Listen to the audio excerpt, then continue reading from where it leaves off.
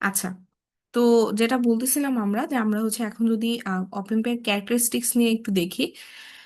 তো এখন হচ্ছে আপনারা দেখেন, আহ, এই যে ডিভাইসটা আছে, সো এই ডিভাইসটার বাইরে দেখতে এরকম, কিন্তু ওর ভিতরে কি একটা কমপ্লেক্স সার্কিট থাকে। সো একটা কমপ্লেক্স সার্কিট থাকার কারণে ওর মধ্যে বেশ কিছু নন আইডিয়ালিটি এই জায়গার মধ্যে আসতে পারে। নন আইডিয়ালিটি অথবা হচ্ছে এমন কিছু যেটা আপনি হচ্ছে আপাতত চাচ্ছেন না। হ্যাঁ, যে সে হচ্ছে সামহাও এক্সট্রা কারেন্ট দিচ্ছে বা সামহাও সে এক্সট্রা ভোল্টেজ দিচ্ছে, এগুলাকে বলে নন আইডিয়ালিটি। তো আপনি ধরেন আপাতত কোনো ধরনের নন আইডিয়ালিটি চাচ্ছেন না। সো এখন আমরা আসলে এই ক্যারেক্টারিস্টিক্স এর মধ্যে বা প্রপার্টিজ গুলোর মধ্যে আমরা আসলে একটা আইডিয়াল অপেম্প, যেখানে আমরা চিন্তা করব যে সেখানে কোনো ধরনের ইন্টারাপশন আসবে না, আর একটা প্র্যাকটিক্যাল অপেম্পে কি কেমন হতে পারে, মানে সেম ক্যারেক্টারিস্টিক্স একটা আইডিয়াল অপেম্পে কেমন হতে পারে, একটা প্র্যাকটিক্যাল অপেম্পে কেমন হতে পারে, সেই জিনিসগুলো আমরা হচ্ছে দেখব। তো প্রথমে দেখেন ওর ইনপুট যে ইম্পিডেন্সটা আছে সেটা হচ্ছে ইনফাইনাইট হতে হবে। হ্যাঁ, সেটা ইনফাইনাইট হয় ইনপুট ইম্পিডেন্সটা। আউটপুট ইম্পিডেন্সটা যেটা সেটা হচ্ছে একদম জিরো থাকে। তারপর আপনি আসেন যে প্র্যাকটিক্যালি যদি চিন্তা করেন তাহলে একেবারে ইনফাইনাইট থাকে এমন না, তবে এই আপনার মোটামুটি বেশ বড় একটা রেঞ্জের মানে রেজিস্ট্যান্স আসলে ওর থাকে। হুম, 500 কিলো ওহম থেকে 2 মেগা ওহম পর্যন্ত বেশ বড় ধরনের একটা ইনপুট ইম্পিডেন্স আপনার অপ এম্পের মধ্যে প্র্যাকটিক্যালি থাকতে পারে। এরপর আপনি আসেন যে আপনার আউটপুটটা জিরো ইম্পিডেন্স আমরা এখানে আইডিয়ালি চিন্তা করতে পারি, বাট প্র্যাকটিক্যালি আপনি যদি চিন্তা করেন তাহলে এই জায়গার আউটপুট ইম্পিডেন্স যেটা সেটা মানে একেবারে জিরো হয় না, খুব সামান্য একটা রেজিস্ট্যান্সও তার মধ্যে থেকে যায়, সেটা হচ্ছে 200 থেকে 100 ওহম পর্যন্ত।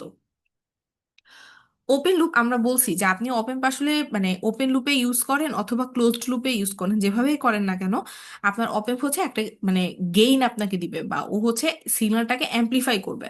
সো ওপেন লুপের ক্ষেত্রে দেখা যায় এই যে ও যে সিগন্যালটাকে অ্যাম্প্লিফাই করবে বা ও যে সিগন্যালটাকে একটা গেইন দিবে, সেই গেইনটা অলমোস্ট ইনফাইনাইট হয়। হুম, ম্যাথ করতে গেলেই আমরা দেখব একেবারে ইনফাইনাইট হয়।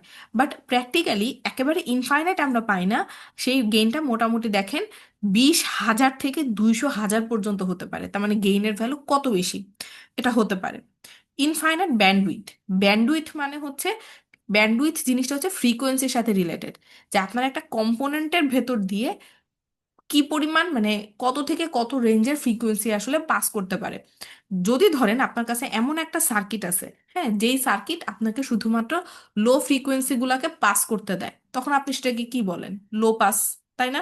যদি শুধুমাত্র হায়ার ফ্রিকোয়েন্সি গুলাকে সে পাস করে তাহলে আপনি সেটাকে কি বলেন? যে হাই পাস। তো যাই হোক, এই যে ফ্রিকোয়েন্সি রেঞ্জে যদি লো পাস হয় তাহলে ধরেন সে 0 থেকে 30 হার্টজ পর্যন্ত সে পাস করতে দিচ্ছে, তারপরে হচ্ছে কি সে আর পাস করতে দিচ্ছে না। তো এই যে ফ্রিকোয়েন্সির যে রেঞ্জটা, হ্যাঁ, যে সে কত থেকে কত পাস করতে দেয়, কত থেকে কত সে পাস করতে দেয় না, এই জিনিসটাকে বলা হচ্ছে ব্যান্ডউইথ।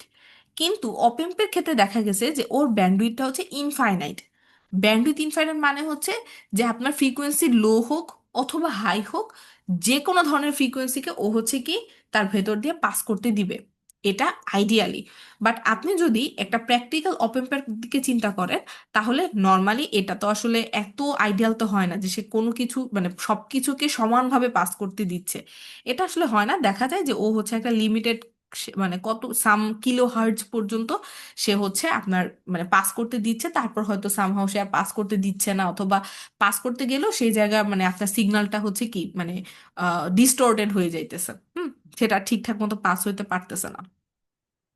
তারপর আপনার আইডিয়ালি আরেকটা জিনিস দেখা যায় যে আপনার অপেমটা হচ্ছে সেখানে কোনো নয়েজ থাকবে না, জিরো নয়েজ কন্ট্রিবিউশন। মানে নয়েজ মানে কি, অন্য সিগন্যাল এসে এখানে ইন্টারাপ্ট করতেছে বা কোনো এক্সট্রা কিছু আসে আপনার মধ্যে এখানে ডিস্টার্ব করতেছে।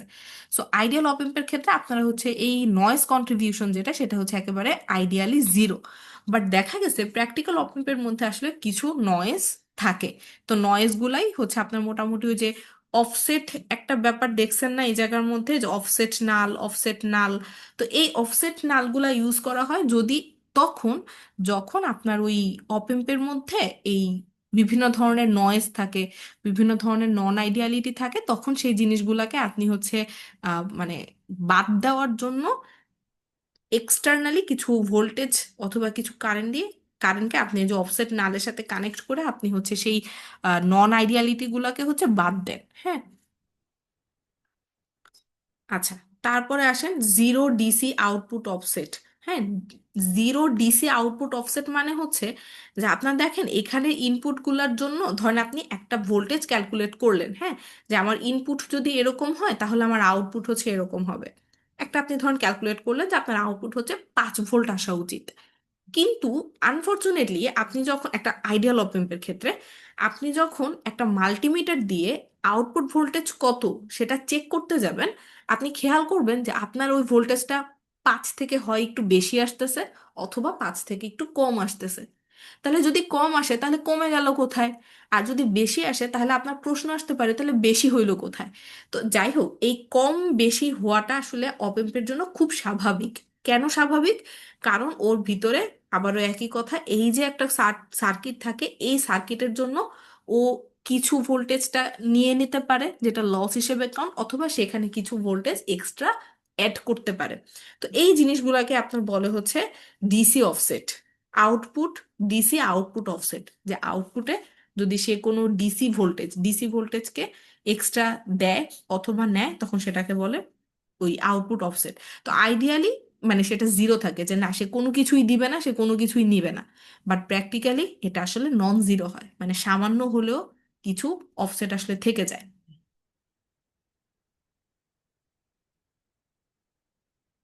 আচ্ছা, আচ্ছা, তো আজকে আমরা মোটামুটি এ পর্যন্তই রাখি। এরপরে আমাদের যে পরের যে মানে ক্যারেক্টারিস্টিক্স গুলা, যেমন এখানে যে আমি আপনাকে বললাম যে ইনফাইনাইট ইনপুট ইম্পিডেন্স, এটা আসলে কিভাবে বললাম। হুম, তো এই জিনিসগুলা হচ্ছে এরপর পরের স্লাইড গুলোতে হচ্ছে আছে। তো এই দুইটা স্লাইড হচ্ছে আমি আপনাকে আজকে দিয়ে দিব জিসিআর এ।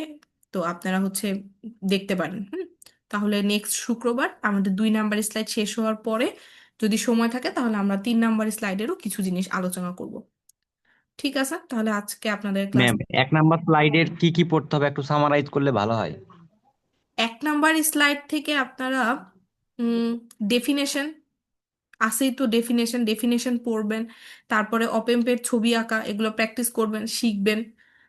যেহেতু এটা আপনাদের জন্য একেবারেই নতুন, অতএব অপেম্পে কয়টা ইনপুট থাকে, কয়টা আউটপুট, তারপরে পাওয়ার সাপ্লাই কি, এগুলাই আপনাদেরকে প্রথমে আগে অভ্যস্ত হইতে হবে। হ্যাঁ, সো আপনারা এটা দেখবেন। তারপর হচ্ছে যে আইসির কত নাম্বার পিনে কি থাকে এগুলা হচ্ছে আপনারা দেখবেন। হ্যাঁ, তারপরে এই স্লাইডে এই ছবিগুলা লাগবে না, তবে এই ছবিটা লাগবে। হ্যাঁ, ক্লোজড লুপ অপেম্পের ছবিটা দেখতে কেমন এইটা লাগবে, তো আপনারা এটা দেখবেন এবং একই কথা আঁকা শিখবেন। কয়েকবার না আঁকলে আপনি প্র্যাকটিস করতে মানে আপনার মাথায় থাকবে না যে কোথায় কি থাকে। তারপরে আচ্ছা, এই স্লাইডে আসলে এটা তো একেবারে ইন্ট্রোডাক্টরি স্লাইড, এখানে আসলে এ পর্যন্তই। তারপর 2 নাম্বার স্লাইড থেকে আপনারা হচ্ছে এই যে দেখেন বিভিন্ন ধরনের ক্যারেক্টারিস্টিক্স সম্পর্কে দেওয়া আছে না, এগুলো হচ্ছে আপনাদের পরীক্ষায় আসবে যে অবেম্পের ক্যারেক্টারিস্টিক্স গুলা লিখো। তখন কিন্তু আপনাকে এই জিনিসগুলো লিখতে হবে। এই যে এই